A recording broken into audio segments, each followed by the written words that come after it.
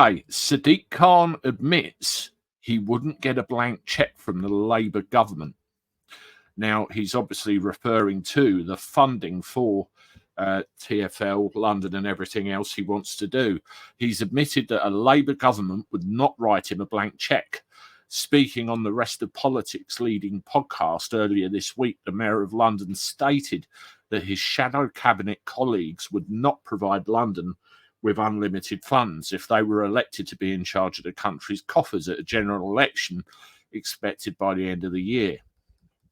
Mr. Khan, who is standing for re-election on Thursday, that's May the 2nd, that's where we can make the difference, folks, also rejected the idea that his party in power could make being in charge of City Hall harder. He said, no, not at all. Listen, there's only been one time in London's history when there's been a Labour mayor and a Labour government. We won the Olympics. We secured funding for the Elizabeth line. We built a record number of homes.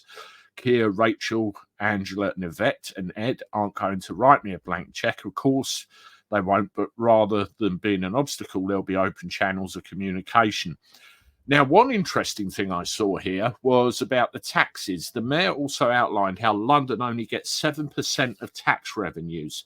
I mean, this is the thing with tax revenues, isn't it? It always goes somewhere else. Everything that's paid by the population, it doesn't go quite where they think it is.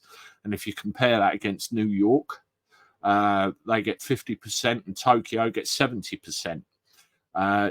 Currently, he has to go to the Treasury with a begging bowl and ask for more cash to spend. Well, he does that quite regularly, doesn't he?